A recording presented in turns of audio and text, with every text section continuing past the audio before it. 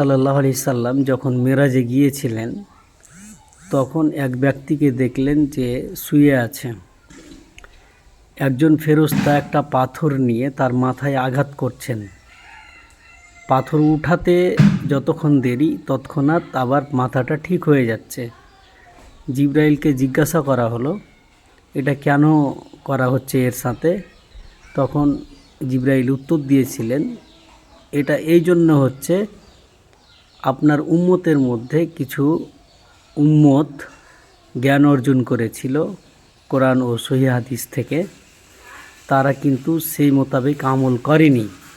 এখন আপনি ভেবে দেখুন বা চিন্তা করুন যে কোরআন ও সহিহ হাদিসের কোনটা কথা আপনি জানেন না, যে আপনি পালন করেন না।